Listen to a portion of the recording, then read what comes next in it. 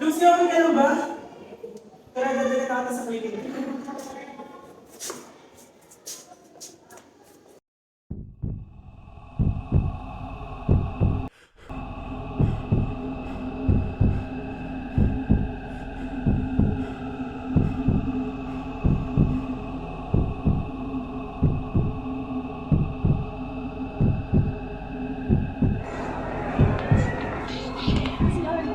Ano ba si CR?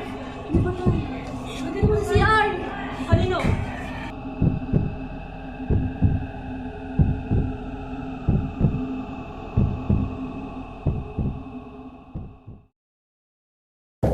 Nasaan ka ng mga panahon na yun?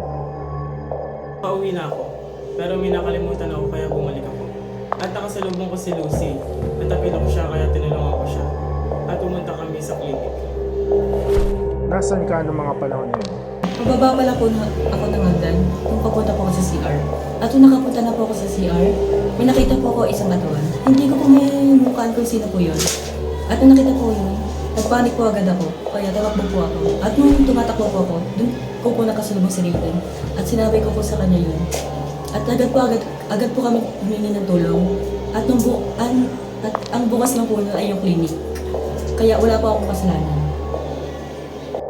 Nasaan ka ng mga panahon na yun? Papunta ako ng CR nang may narinig ako nag-aaway. Nabosesan ko yung English teacher namin si Ma'am Ting. Natakot ako kaya tumakbo agad ako. Nasaan ka ng mga panahon na yun? Pupunta lang ako sa CR. Tapos may nakita akong dalawang tao na nag-aaway. Si Hara, yung kaklase ko, at pero hindi ko maaalala kung sino yung isang tao. Tapos tumakbo ako kasi nagpanik ako. Tapos nakasalubong ko si Ma'am Santiago. Kaya wala akong kasalanan. Nasaan ka ng mga panahon na yun? I don't know eh. Nandun ako sa second floor. Nakita ko si Ma'am Santiago na tumatakbo. Tapos bigla na lang babangga sa akin si Marvin. Sinabi niya sa akin na may nakita siyang patay na katawan doon sa CR. Kaya tumakbo kami. We look for help. But when we got there, nakita ko yung girlfriend ko na nakahandusay sa sahig. She's already dead.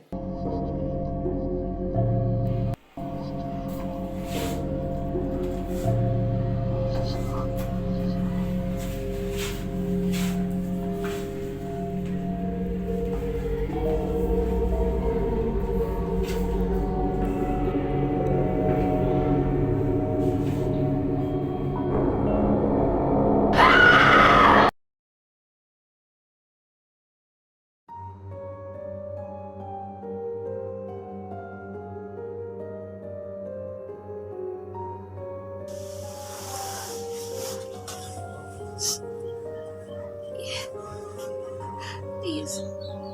Help us, please. If it's meant saving my daughter, then I will. If it's meant saving I will.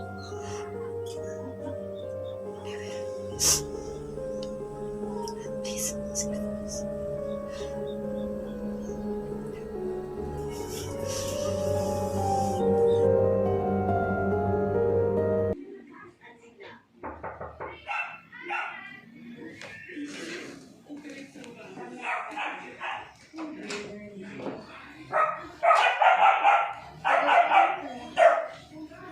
Nandiyan po ba si Veron?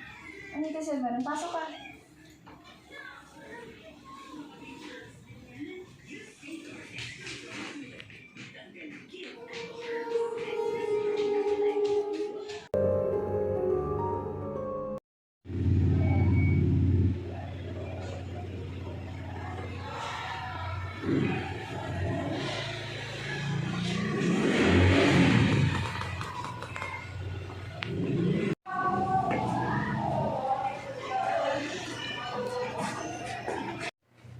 May naalala ka ba sa nangyari? Nakita ko si Hara, tapos si Raiden. Magkasama sila. Dahil doon, nag-away kami ni Hara. Sinugod ko siya. Pinagsalitaan ko siya ng masasama.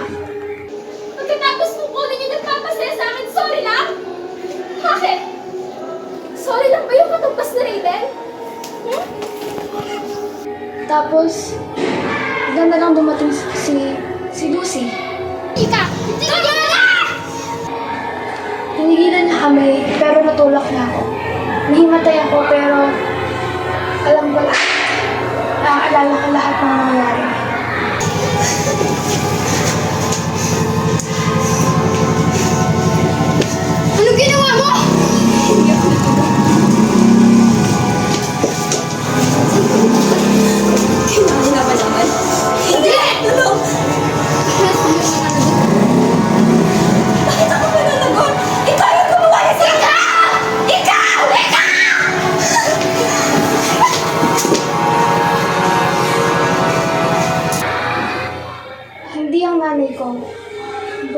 sa best friend ko.